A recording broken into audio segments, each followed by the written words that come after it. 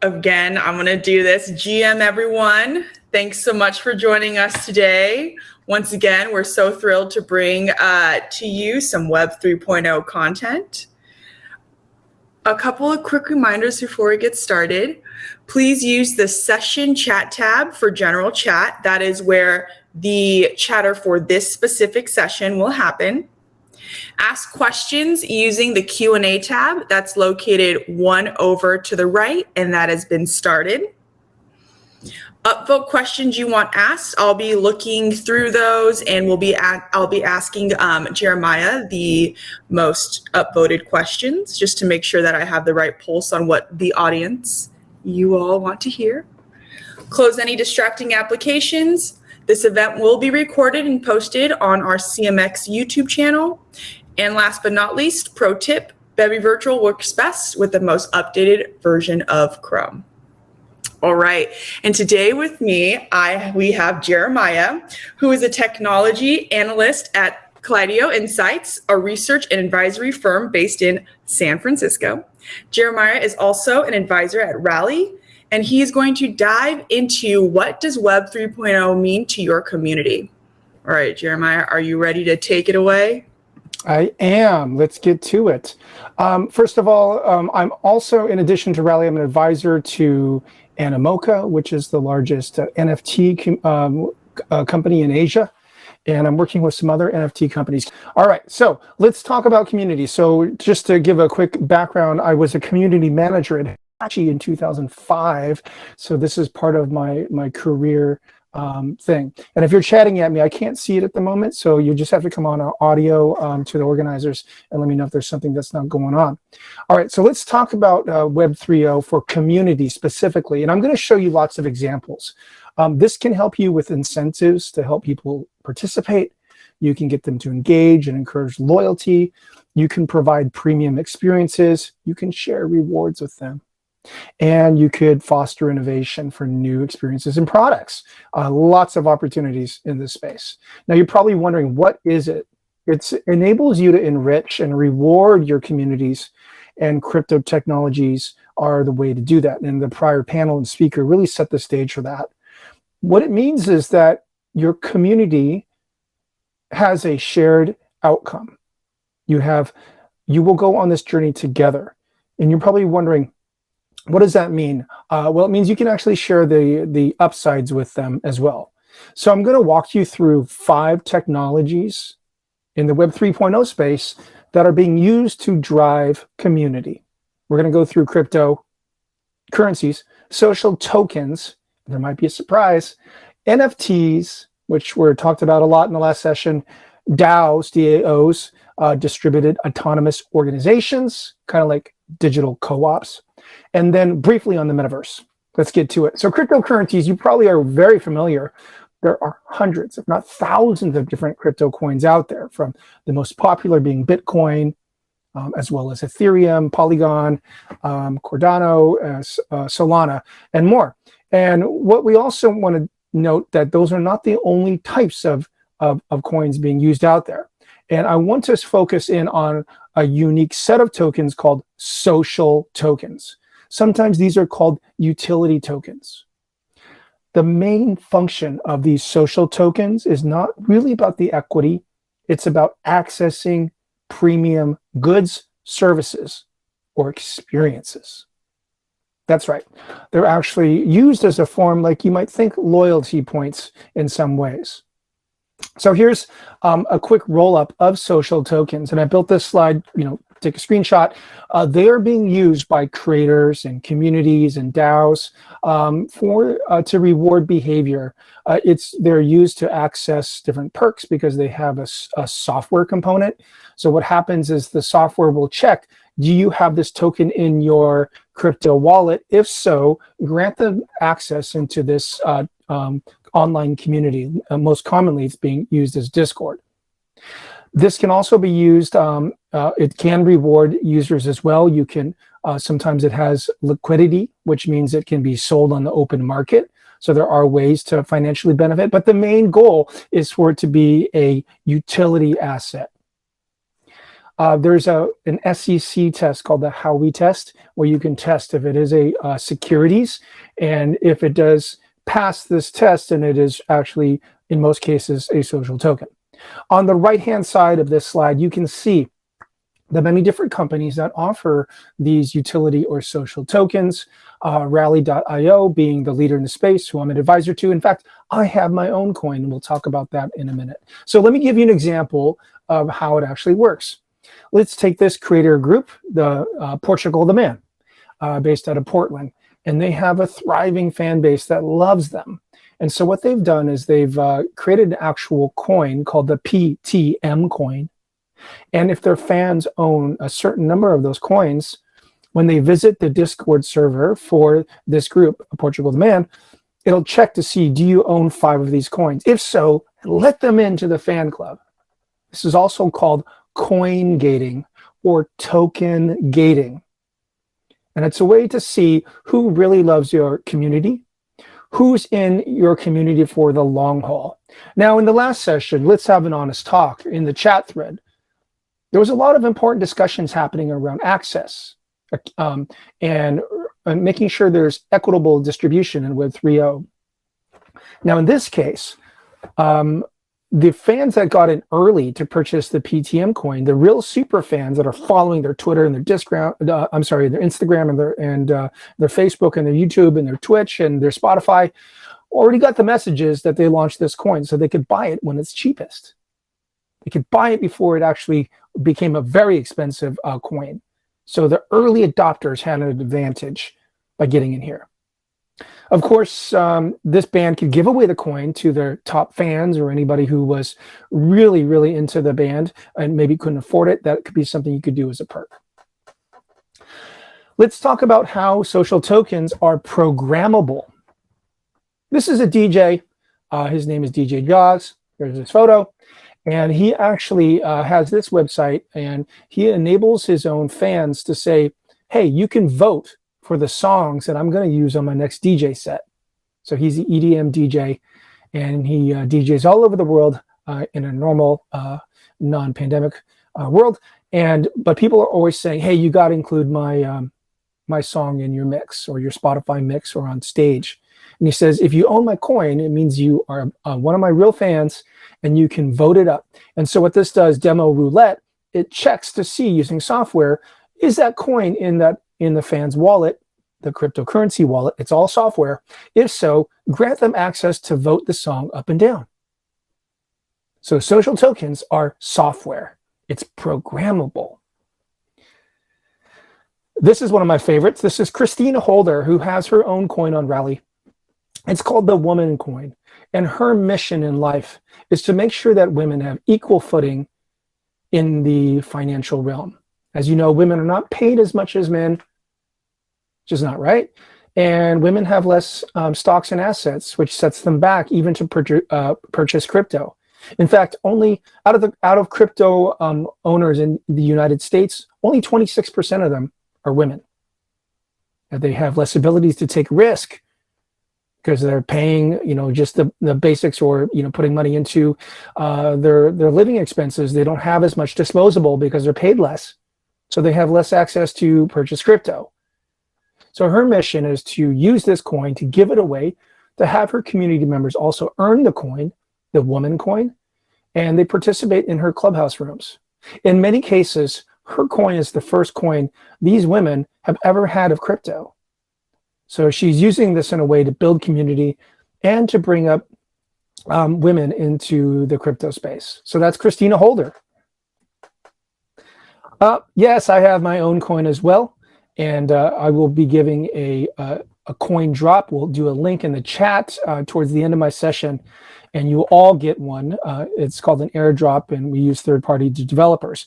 And my coin can be used to access my time. I can join a podcast, or I can do a 30-minute call. Sometimes I've hosted private clubhouse sessions or done Twitter spaces where you can get access to these things. So I'm using it in a way to achieve perks or to access goods, services, and experiences. And I'll tell you about the NFT that I'm experimenting with in a second. So that's social tokens. Now let's talk about NFTs, which stands for non-fungible tokens. This is the third leg in this technology set for community. And perhaps you have seen the originals, which are 4 years old, Crypto Kitties, also Crypto Punks, which are selling for millions of dollars now, mainly purchased by obviously the wealthy and celebrities. But let's break down exactly what are NFTs. They are digital assets. They can be images, yeah. They can also be music. Timberland is doing NFTs with music. They can be videos, they can be 3D files. They could be the United States Constitution. It could be whatever digital file you want it to be. It can be anything. And just like social tokens, they are also programmable, and they could be used to gate content or communities to see if people have access. Now, there's 3 types of communities in the NFT space, and I broke this down into the slide. Feel free to take a screenshot. You can tweet it out. It'd be great. The first one is the innovation communities in the NFT space. And they're creating their own worlds, their own experiences. And it could be artists, it could be the Bored Apes, it could be the Crypto Punks. And they're really designing and innovating and creating things. The second type of NFT community is what we call the participants who enhance. And what they're doing is they're collecting NFTs to improve games, like video games, like swords, skins, or shields or items or vehicles. Snoop Dogg, for example, you can see he has a metaverse coming up, and you can purchase cars and glasses and handbags and luxury items and, frankly, blunts, digital virtual blunts. And you can buy these things and experience them in the metaverse, his metaverse called Snoop World. And they're all NFTs. The only way you get them is to buy the NFTs. So that's collecting, enhancing the existing experiences. The third community is really more of a collector's NFT. So NBA Top Shot was the first, where you could buy clips of videos of like dunks, like LeBron dunking, which goes for $1 million. You could also buy DC or Marvel NFTs, which I love. That's my favorite. And even brands like Coca-Cola have launched their own. So those are the 3 types of NFT communities. So let me just give you a few more examples. Anybody can create them, and you can launch them on these different websites. OpenSea is the most popular, and they're available for sale. This looks like an eBay or an Amazon, where you can find them and purchase them, and they have different values. But let's take a look at some that are more inclusive rather than just CryptoPunks. Let's take a look at World of Women. World of Women, started by Yam, she really focuses on creating art that celebrates diverse women. And here's the photo. So these are the different NFTs you can purchase. They're beautiful. And they're really celebrating diversity of women. Every color, every skin tone, every hair type and hair color, even David Bowie, like the lightning bolt thing, all different types. And they all have different rarity. I think there's 10,000 of them. And this project's going very well. And they use the proceeds to support causes, like She's the First, Too Young to Wed, and Strange Cynthia.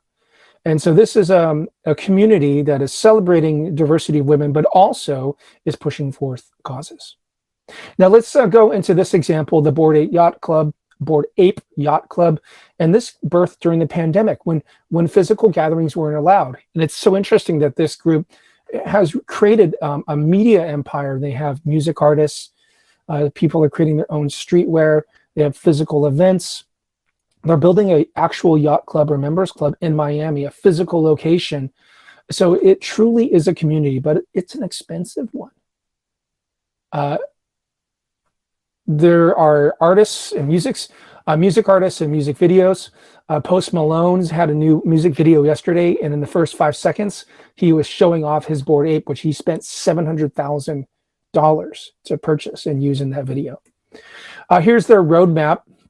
Yes, it's all very cartoony, and you can see they're creating the physical clubhouse. They're creating their other games as well. And the interesting thing that they've done with this to create this community and this club is they've used the technology of blockchain called composable NFTs. And composable NFTs means that you can add together NFTs and create something new.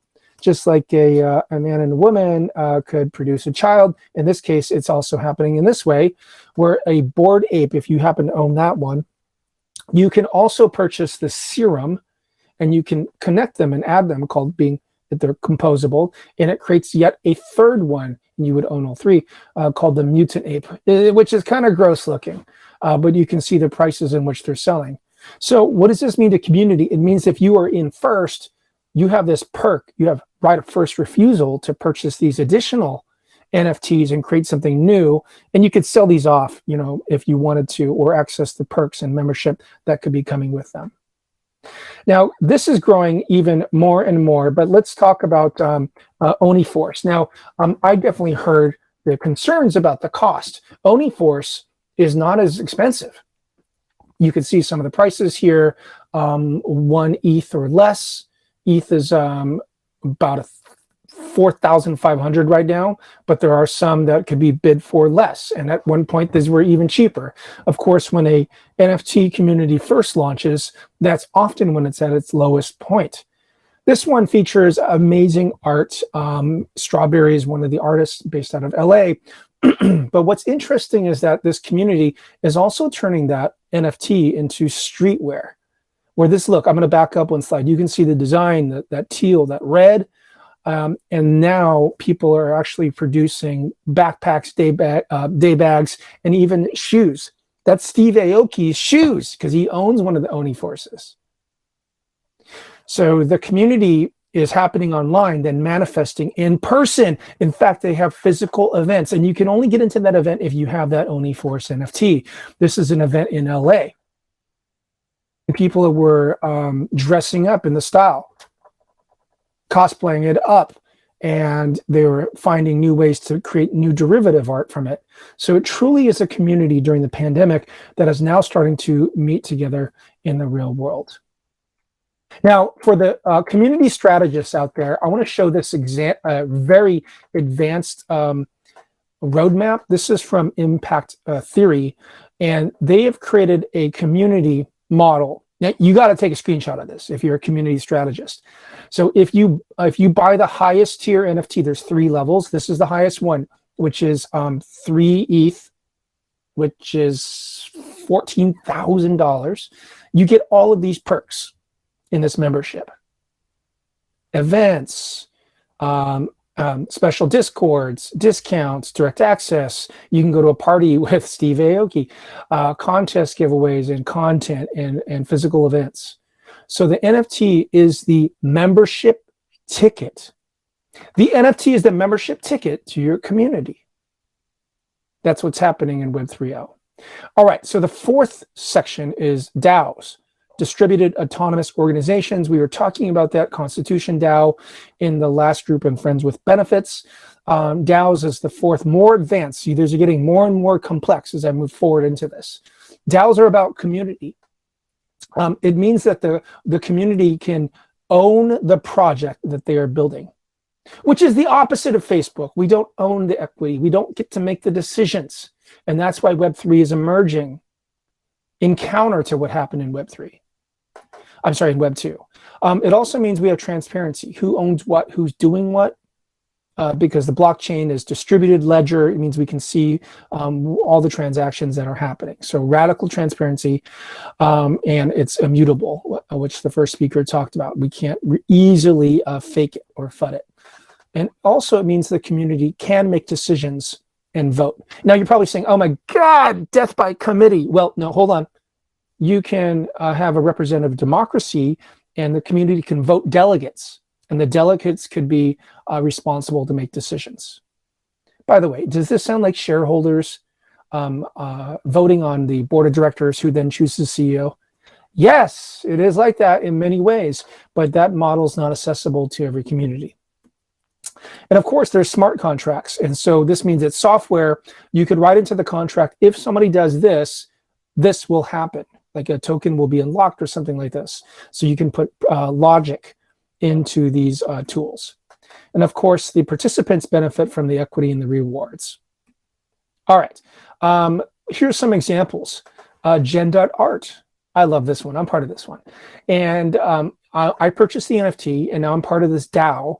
And this NFT enables me to mint, which means create new NFTs from artists every single month. Have you ever heard of Wine of the Month Club, where they send you a new box of wine every month? This is the same thing, but for digital art called generative art. You can see kind of the style. And they have artists from all over the world, including a young teen woman in India. And they enable us to feature these new artists. And I get one of the original pieces of art. And every single member gets a different, unique piece of art. And that's the benefit of being part of this club. Let me back up. Sorry. These are the images from Gen.art. And these are the different artists, their names and their collections, and which I really like as kind of a technologist. And you will find the art style that you like. You may not like this, but you can find one. Let's take a look at, Ocean DAO. This one is being used to support regeneration of the ocean. Pretty important, I think. And you can donate funds into a larger fund, and then the community, who are the members of the DAO, can vote who would receive these grants. And of course, there's benefits to those who are contributing financial upsides as well. So it's a way for the community to use this for a cause. Let me give you another example. This is Ocean DAO. They also have a way to reward good behavior. So if you share your data from your ocean project, you can earn the ocean coin. Let me explain that again. So they say, hey, for us to regenerate the ocean, we need all of the hundreds of different projects around the world that are focused on, in their little world, to improve the ocean, to share their data so we can have a collective data set. If you do, we will reward you with this token from our DAO called the Ocean Token. So you can encourage people to do the right thing and reward them with the token. The last section is the Metaverse. I'll be very brief on this. I already kind of talked about it. But the Metaverse is dependent upon NFTs, or it's Web 3.0. When you purchase land, those are NFTs in many cases. So you have to use these crypto technologies to purchase. This is Sandbox. And the virtual goods, they themselves are NFTs, like this beach resort pool. All these different items can be available for purchase. And here's a map of the space. So brands are moving in. Also the NFT collections, like on the top right, you can see the Bored Apes has their own land, and it's going to look like this. This is the Snoop world. And it's a 3D immersive world. You're probably thinking Second Life or Minecraft or Roblox or Sims or Animal Crossing. Yeah, those are actually all different metaverses. Yes, it's an immersive 3D experience. But again, the assets are most likely going to be NFTs. All right, let's summarize everything together, and I can't wait for your questions. Here's how communities are using Web3. I went through almost all of this. You can take a screenshot. You'll get these slides as well. They're being used to make programmable experiences. They are the keys for membership. You can reward good behaviors. You can make sure that your communities are aligned with the same outcomes together because they're all sharing the same token. They are software, right? You can make them programmable. These can actually be used for voting and governance. And of course, in the next Metaverse, which is the buzzword of the year, and next year, these will be the assets in the Metaverse. So let's go to Q&A, and I'm going to stop sharing. I can't wait to hear from everybody. What do you think? All right, I missed all of the chatter. I didn't see any of it. So what were people saying? They were saying way too much for me to repeat right now. I'm not going to lie. That bad, huh? So much going on. No, not bad. Good. I mean, I learned so much and I was trying to keep up. So I'm going to be reading the questions here for the first time. But I really loved all the examples that you gave. Like, I mean, I was into it. Wasn't everyone else? Okay. Let's get some questions here. If you have any questions for Jeremiah, go ahead and put them in the Q&A, but we already got a few here, so we have 10 minutes left for this. And while they're doing that, I just dropped in the link. You can grab my coin. There's no strings attached, and it's real currency and gets access. So there's the link. I got to get my money sign JOW coin now. So yeah, JOW coin. JOW, that's what it's called, JOW? Yeah, kind of like Jersey Shores, but I have a natural tan. JL. Okay, let's do this. I can't just laugh the whole time because I feel like. All right, let's go. Let's go. The first question from Aaron, they ask, how does a token create passive income? Okay, great. So it depends how the business model of that token is created. But in some cases, the communities who have the token, there's a feature called staking. And this means that the coin can generate new tokens, and so you can get more coins out of it. Secondly, the coin could go up in value over time, and you could sell pieces of it, which could be a form of passive income. So in many ways, think of it as a stock dividend. That's the same as staking, or you sell the asset. By the way, talk to your accountant because the IRS is all over this space. Step one, get an accountant. That's crypto savvy, to be clear. That's crypto. Okay, step one, get a crypto savvy accountant. Writing that down. I got it. All right, thank you for that. Next question. Okay, this one has a lot of votes. Michael asks, how would you respond to this cynical devil's advocate view? Web3 is just another way to make money where the founders benefit from those who follow, like a multi-level marketing scheme. Caveat, I'm a true believer. Do you want me to repeat that? No, I got it. Okay. There's a big element of truth to that. So there's two types of people. There's three types of people that are getting wealthy. The first ones that are the people that were already wealthy. The second person is the person who got in early. By the way, the people who get in early, let's be honest, they have privilege. They had knowledge, they had internet access, and they had some assets to buy something, and they understood how to use crypto. They probably had friends. Most of them are white males and Asian males. I'm an Asian male, I have privilege, extreme privilege. The third group that's going to make the mass majority of money are the VCs who are funding these projects. The whole term called DeFi or decentralized finance, I kind of take issue with it because I see Wall Street and the one percenters in the space, who I benefit from, by the way. I come from privilege too. I'm part of this. I understand. I acknowledge that. So there's a lot of truth to that. But as this becomes more democratized and we can enable more people to use it, hopefully we can try to shift the power balances. But the critics, what people are saying, I think generally there's a ring of truth to that. Okay, yeah, that's a lot to stew on, but thank you for that. The next one is from David. So what small steps can community managers take today to start bringing Web3 concepts into their work building community in Web 2? Sure. Join the existing Web3 communities where they exist to understand how they work. And you can find some of the NFT communities, and many of them allow you to join their Discords without even owning the actual NFT asset. Of course, they talk about their stuff on Twitter as well. And I hope RJ's here. You should also attend NFT events in your city. So RJ and I are co-organizers for the San Francisco Bay Area NFT community. By the way, DEI is important to us. Our first meetup wasn't very inclusive, and so we worked hard to make it. We have gender parity now and racial diversity, and also members of LGBTQI. So join the meetups, and if that's not happening, create your own. So in New York, people are creating different ones outdoors. It's safe if you'd like to do that. So you need to join the communities, and this is classic community strategy. You got to go where they are before you create one. Mm-hmm. I love that. I love the work that you noticed what you were lacking in the first meetup, and you worked hard to make sure that everything was set, and you brought that DEIB into the event.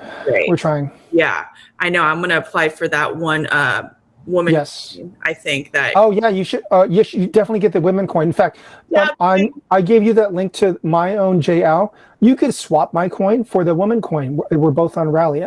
My feelings are not hurt because I want to support Christina. So you could take my coin and swap it, and that's part of the network. Okay, that's going to be my first to do. And for those that want to join the SF meetup or the Bay Area meetup, you can DM me on Twitter. It's all open. I'll send you the Discord link. Yeah, definitely. People located in the Bay Area, take them up on that. Okay, so I'm interested in this one too. So the next question is coming from George. Lots of lingo and acronyms. GM, where do you recommend to start to learn the actionable steps? Where do you recommend to start to learn the actionable steps to start Web 3.0 community, technology, best practices, etc.? I think we just kind of covered that. You have to join where the communities are, but the acronyms are moving very fast. Some people create, glossaries out there, and the way, the thing about lingo or buzzwords, it's to see who's in and who's not, and to keep others out in some cases, or it's just that a community is moving so fast, they want to self-identify and use their own language, which is a wonderful thing, but also an exclusive, not inclusive way of what communities are, right? And I heard the comments, I read the comments in the last panel on how they're saying, this is not inclusive at all. So the language needs to be accessible to others. And by the way, the terms that I used in mine, you might have found confusing, but I really made them as accessible as possible. I really removed a lot of the jargon that I would normally have with practitioners. Trust me, I noticed being a noob in this space, I was able to fully understand. And I think that's why I was so into the presentation and the pictures and the examples and using thanks, Anne-Marie. cultural terms. It was great. I think everyone here can definitely agree. Seeing this is Anne-Marie. I mean, you're very smart, right? And so you're going to grab it fast, but you are. I've watched your videos. But this topic is a really steep learning curve. I spent 3 months just listening to YouTube videos and reading to understand it. And I was so confused for months, even though I had some of the best mentors. So you're not alone. I went full time for months to try to understand this space. It's pretty complicated. Do you have an example of what YouTube video you watched that you can provide for everyone else to? There's so many out there, and also podcasts out there. I mean, it depends which part of the crypto space. So I haven't seen a really good YouTube video on Web 3.0 and communities. I haven't. Maybe it exists, but that's an opportunity, and that's a CMX opportunity, and the folks that are here to just talk about that. But also many that the communities talk on Clubhouse and on Twitter Spaces in real time. You just go in there and eavesdrop and listen to what they're saying and learn there as well. Great. David, are you taking notes out there? That's what we got to do. We got to have a Web3 and community academy next. That one's to you. Okay, we have a couple more minutes for a couple more questions. Yeah, keep them coming. I'm here for the chat. I can go as long as you want. Yeah, there's a lot happening. Okay, then I'll ask Nina's question. Nina asks, is DAO possible to have on any platform? Okay. Here's my coin drop. One more time in case you didn't get it. So a DAO isn't a location. It's community. A DAO could communicate on Facebook groups. They could communicate on Twitter. They could actually not use really a lot of the internet and just meet in person. I mean, it's a co-op, right? It's a cooperative. So it's not like there's a physical place it needs to live. And because blockchain is distributed, the one way you determine if somebody is a part of the DAO is you own the token or NFT, and it can be in your phone, in your cryptocurrency wallet, and the website or the app or anything would check using software, an API call, OAuth call, to see if you have it. If so, grant them access. By the way, this can be done in person. There's a wallet called the Rainbow Wallet. It's a crypto wallet, and it shows your NFTs if you own them. You could show that at a physical event at the door. There could be a QR code that could check that, and it lets you into the physical party. Twitter profile is going to integrate NFTs and to verify you actually own it, so you can show that off. Of course, Instagram and Facebook and TikTok will follow. So it means in that case, the DAO is everywhere. Your DAO members, your friends, if I created, Anne-Marie, you and I are going to create a DAO, like we could create, a Twitter Spaces that could be part of where our DAO is, or a Facebook Messenger group. It could be wherever. So it's distributed. Does that make sense? Yeah. Yes, I know that makes sense to some people out there. Please comment in the chat if that made sense to you, because I'm still learning and we got this. Okay, so here's another question that I wanted to ask, and this is by Aaron, and it kind of goes into the legalities behind this. Okay, so Aaron asks, how do you vote with an NFT? Who determines the process behind voting?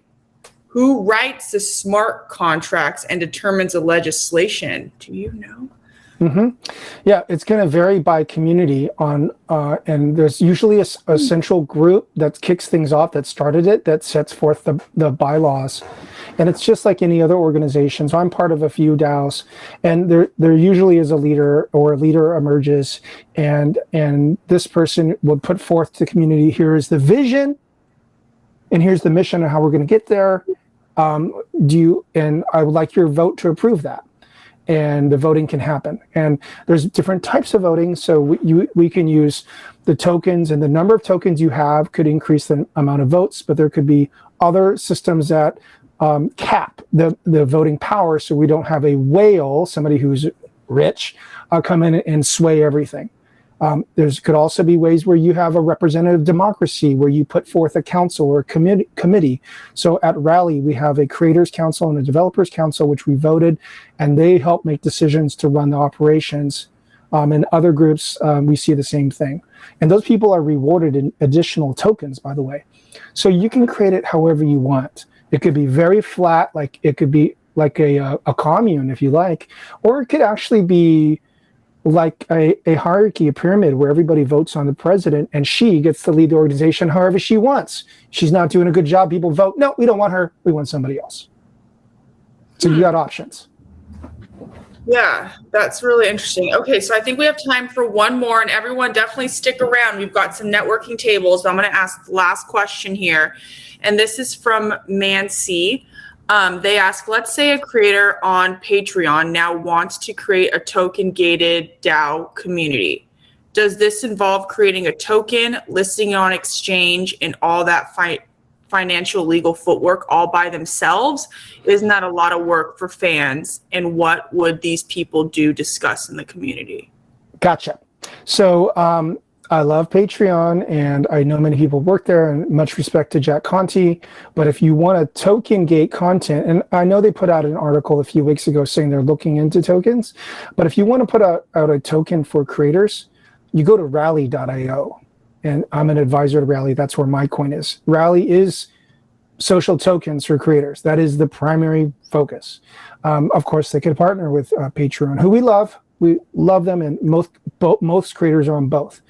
But for Rally, it's a very simple UI. In fact, those that are claiming my coin in the drop, you'll see how easy the UI is. You don't need a crypto wallet. You don't need to have a seed phrase. You don't need to store your Bitcoin. You don't have to worry about gas fees. It's all done on a clean side chain and a clean, well-lit experience that's for creators like me that are not tech, crypto tech people. I'm not going to program it. So Rally, there's other competitors as well. Try or Roll is another competitor in the space. I love that. I was just thinking about the gas fees. I learned about that right now, and I'm like, is that like a little bit of a joke, right? Like, no, it's real. And the gas fees can be more than the actual amount of money you might be sending somewhere, depending on the time of day. That's crazy. Well, crazy. Jeremiah, I mean, everyone, the questions are keeping coming. Like, so we gotta, if you have your questions, let's ask them. Jeremiah on his Twitter account, he will definitely answer. So resourceful, like literally learned so much, and we're so grateful for you. Thank you so much for joining us today and taking the time. Thank you, Anne-Marie, and thank you all. I see so many friends. And David, hats off.